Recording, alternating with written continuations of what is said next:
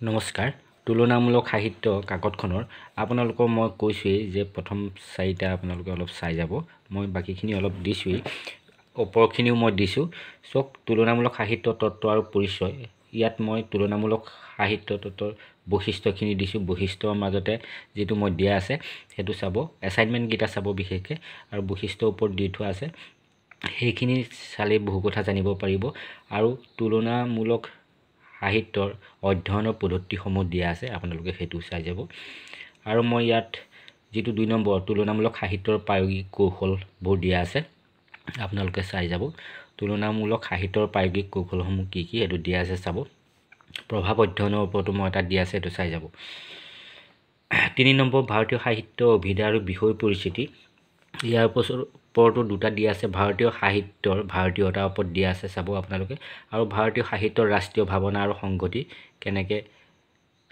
ঘটিছে তাৰ ওপৰতো দিয়া আছে আপোনালোকে চাই যাব বাকিখিনি আপোনালোকে নিজে চাব এইগিটা মই দিয়া আছে ইয়াত তেনেকৈ দুটা দিয়া আছে ইয়াতো দুটা দিয়া আছে আৰু ইয়াতো মই দুটা দিয়া আছে ইতিমধ্যে তুলনামূলক ভাৰতীয় সাহিত্যৰ প্ৰয়োজনীয়তা ইয়াৰ তুলনামূলক ভাৰতীয় সাহিত্যৰ উদ্ভৱ আৰু বিকাশৰ ওপৰত মই অলপ ক'বলৈ লৈছোঁ আপোনালোকক চাব বাকিখিনি অলপ চাই যাব যেহেতু সময় হাতত কম হ'ল আৰু মোৰ স্বাস্থ্য ইমান ভাল নহয় তথাপি মই আপোনালোকৰ কাৰণে কষ্ট কৰি আছো এতিয়া ৰাতি 12:30 বজাতো মই ভিডিঅ' কৰি আছো চাব আসলতে কিতাপখন যথেষ্ট কঠিনকৈ লিখিছে বুজিবলৈ টান হয় মই কিন্তু আসলতে এবাৰ বা দুবাৰ যাতে আপোনালোকে পঢ়ি বুজিব পাৰে তেনে ধৰণে লিখিছো কিতাপখন পঢ়িলে সাধাৰণতে মনত ৰাখিবলৈ টান হয় তুলনামূলক ভাৰতীয় সাহিত্যৰ উদ্ভৱ আৰু বিকাশ সম্পৰ্কে লিখক বা যদি আপোনালোকক আহে যে তুলনামূলক ভাৰতীয় সাহিত্যৰ পটভূমি সম্পৰ্কে লিখক তেতিয়া এই প্ৰশ্নটো উত্তৰ লিখিলে হ'ব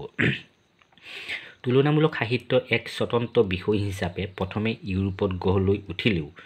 ভাৰতীয় সাহিত্যৰ ক্ষেত্ৰত ইয়াৰ উদ্ভৱ আৰু বিকাশৰ পৰম্পৰা অতি প্ৰাচীন ভাৰতৰ ভাষা সংস্কৃতি সাহিত্যৰ বহুত্ব কাৰণ ভাৰতৰ বিভিন্ন ভাষা আছে বিভিন্ন ভাষাৰ সেই সাহিত্য আছে সেইকাৰণে সাহিত্যৰ বহুত্ব ঐক্য আৰু পৰস্পৰৰ প্ৰভাৱৰ ক্ষেত্ৰত তুলনামূলক দৃষ্টিভংগী ভাৰতত প্ৰাচীন কালৰ পৰা দেখা যায় উদাহৰণস্বৰূপে সংস্কৃত সাহিত্যৰ বিদ্বানসকলে সংস্কৃতৰ সমান্তৰালকৈ প্ৰাকৃত সাহিত্যৰো অধ্যয়ন কৰিছিল পুৰণি কালত কি হৈছে সংস্কৃতৰ যিসকল পণ্ডিত আছিল তেখেতসকলে প্ৰাকৃত সাহিত্য অধ্যয়ন কৰি ছিল আৰু যেহেতু তুলনামূলক অধ্যয়নে আন সাহিত্য অধ্যয়ন কৰি সাহিত্যক কেনেকৈ নিজৰ সাহিত্য সমৃদ্ধ কৰিছে তাৰ কথাও তুলনা কৰে বা অধ্যয়ন কৰে তদুপৰি ধ্ৰুপদী নাটকৰ বিভিন্ন চৰিত্ৰৰ মুখত যিসমূহ ধ্ৰুপদী ভাষাত লিখা হৈছিল ধ্ৰুপদী নাটক আছিল সেই নাটকৰ যি সংস্কৃত নাটকৰ হওক বা বিভিন্ন ক্ষেত্ৰত সেই নাটকৰ চৰিত্ৰৰ মুখত সৌৰসেনী প্ৰাকৃত মাগধী প্ৰাকৃত আদি প্ৰয়োগ কৰিছিল আদি ভাষাৰো প্ৰয়োগ কৰা দেখা যায় হেতু কাৰণে ক'ব পাৰি যে পুৰাণিক কালৰ পৰা ভাৰতত তুলনামূলক সাহিত্যত আচলতে প্ৰচলন আছিল মধ্যযুগত ভাৰতৰ বিভিন্ন ভাষাৰ সাহিত্যিক পণ্ডিতসকলে সংস্কৃত ভাষাৰ সাহিত্যৰ লগত সম্পৰ্ক ৰক্ষা কৰি সাহিত্য ৰচনা কৰিছিল যেনেকৈ আমি আমাৰ মহাপুৰুষ শংকৰদেৱৰ কথা ক'ব পাৰোঁ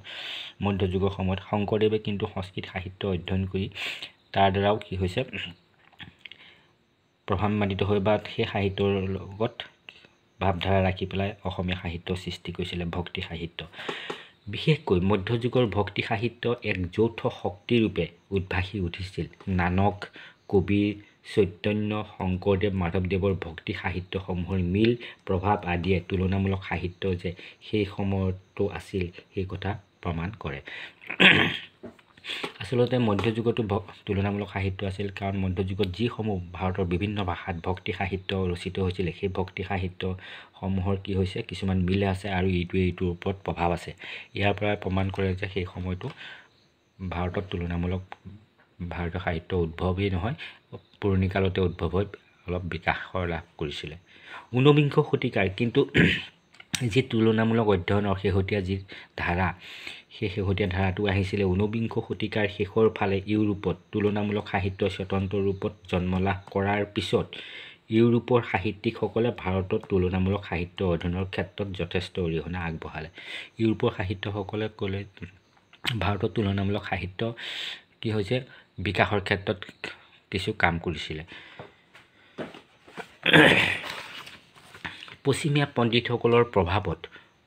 ভাৰতীয় পণ্ডিত সমাজৰ মাজতো তুলনামূলক সাহিত্যৰ অধ্যয়নৰ প্ৰতি সজাগতা আৰম্ভ হ'ল। আৰু যেতিয়া পশ্চিমীয়া